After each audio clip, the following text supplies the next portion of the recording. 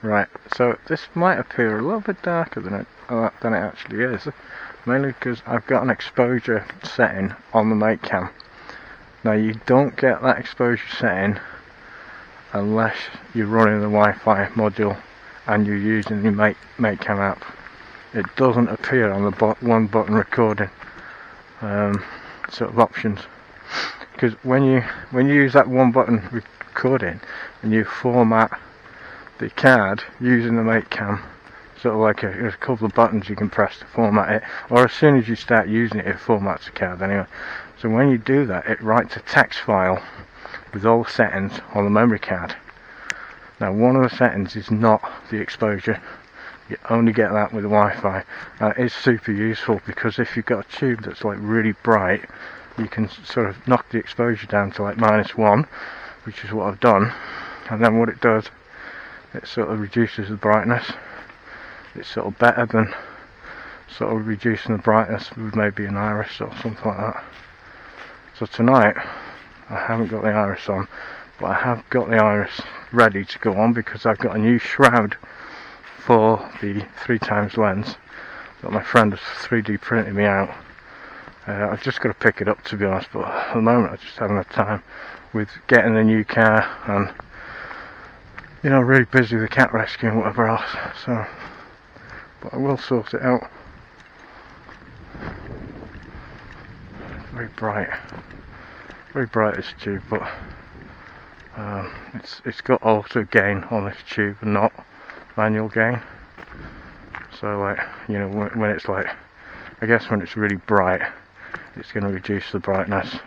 When it's really dark, it'll put the brightness up to maximum.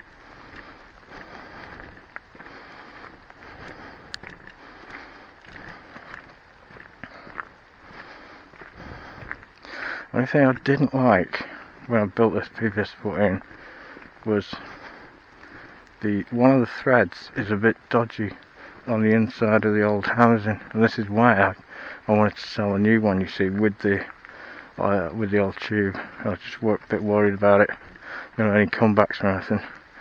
So what I might have to do eventually, if I need to, is put a tiny amount of glue on the ring, because I don't want it undoing and the tube rattling around and coming away from the contacts. So yeah, so that's what I probably end up doing. Let's have a look around, see if we've got any foxes or anything.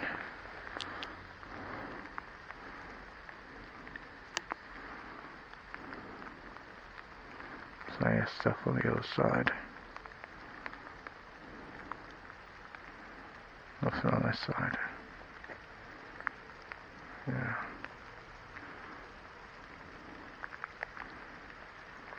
Oh, there's something in there in the bush. Oh, it'll be a bird. It's in the tree. So one thing I haven't tried, I've tried out in the woods, I haven't tried out here, is the laser. So the infrared laser. Oh, there you go. See, that shouldn't wash out the image.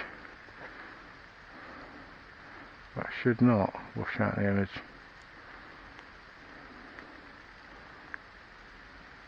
Quite good.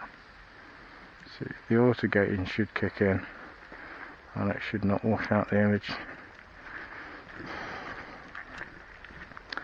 And if it gets too hard, rains too hard, I don't know. I mean, so the camera is below the previous 14, so in theory, it shouldn't get too wet.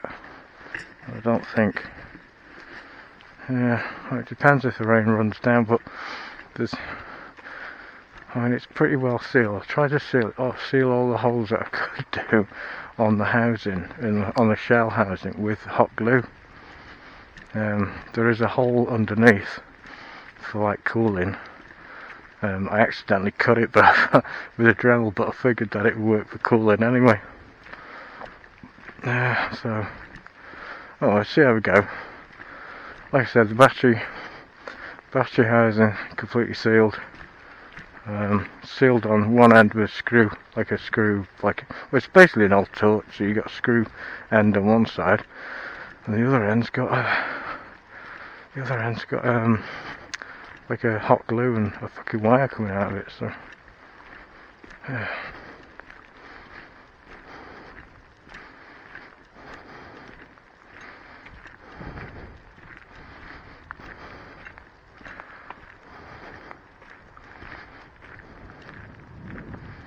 Yeah, it's not super dark down here. Not super dark. Got artificial lighting on the other side though. Let's have a look around the thermal. Sometimes you get foxes on the shore here. They're hunting the voles, water voles and stuff like that. This is where that vixen was with the 2 cubs when I filmed on the Gen 2 Plus. There's nothing around apart from there's a heat source just over there in the centre. Don't know what that is, probably a bird or something. Oh, there's 2 actually. Stick the laser on, you can see it. So, there's one there, and there's one just there. Oh, and it was a heat. It was a bird. 2 birds. Saw laser like that. Fuck that. So anyway, yep.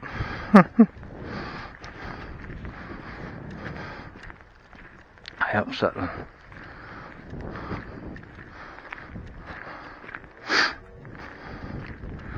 The only downside with the new Civic is it's not quite as long as the old one. And the thing is, with it being new, I want to try and keep it as clean as possible. So, where I don't mind chucking the fucking bike in the back of the boot of the old one, I'm sort of inclined not to do it with the new one. I might get... So I did have, I think I sold it, I did have a bike rack that my father gave me for the boot of a car. Now, I could probably get something like that again for the back of this Civic. And then, you know, if I did want to take my bike somewhere, but I don't want to ride it somewhere, you know, like say, drive it somewhere and cycle around, I could stick it on the back of the rack. So I'll have to look into that. But yeah, it's an amazing car. Actually, my ex-wife, her ex-husband had one for a while. Same colour, actually, funny enough. I don't know if it was the same reg, not reg, but year. But he had nothing but troubles with his. Fucking engine kept going on it. But I think his was a diesel, actually. So maybe that was why it had issues. But this one, it's supposed to be like likened to a spaceship because of the shape. And then inside, it's like a fighter pilot cockpit because you've got like everything within arm's reach. And when you sit in the driver's seat, you sort of like you feel quite cocooned. Because there's like everything around you, all switches are within reach. You've got like almost like a heads-up display because the millimeter shows you your mile per hour right in front of you, right below the windscreen, like literally like an inch or something, or half an inch below the windscreen. So everything's sort of like in your view, and all the buttons are sort of switches and all that are all within easy reach. You know, you don't have to lean to the side or anything like that, you just have to sort of stretch forwards. I mean, maybe it's like that with a lot of cars, but you know, I ran this old Civic 2002 one for 10 years, so my sort of driving experiences with other cars was very, very limited. But yeah, this 2009 Civic, yeah, I'm really sort of coming round to liking it a lot. It's a really smooth ride. The gearbox is really, really smooth. You know, it pulls really well. And it pulls really well in third and fourth. And I was wondering why it was a bit slow in first and second. I'll tell you what it's got. It's got this thing called, there's a big button on the right hand side of the dash. It says VSA off. Could not work out what it was. So I got the manual, which I've got with this car. I mean, like I said, there's only 40,000 miles on it. And it's got like, I think, a part for full service history or part service history. So anyway, this VSA, I was looking at the manual, and it said Vehicle Stability Assistance. And basically what it does, it's sort of like the computer sort of works with the car and the wheels and everything else, and the drive system, and it sort of works to maintain stability within the car. So like it's sort of like you know, it works with the traction control, ABS, brakes, acceleration, everything else. And basically when the car's, if you start, because it's weird, I don't know what fucking Honda were thinking really, but basically you put your key in, and I tell you what is what I love, which is this really small thing, like almost trivial to some people, but with the old Civic, when you got out of the car, you were like poking around with a fucking key trying to find the hole. This one's got a little light in the ignition hole. I just find that so fucking cool, because you know, when I get in the dark I can't find the fucking hole, but this one you can. So you put the key in, you turn it, and all the sort of lights in front of you come on, but not all the dash lights until you turn your lights on. You know, you put your lights on to park. So anyway, there's a big red button on the side. It says start engine. So I'm thinking, okay, so you start the engine, and then when you come to turn the engine off, you think, oh, push the button again. No, you turn the key. So, I don't know, Honda. I don't know why they put, maybe it's like some sort of a immobilizer thing. You know, like if you haven't got the key, you can't start the car or something. I don't know. Maybe that's what it is. Maybe the immobilizer's built into that start-stop switch.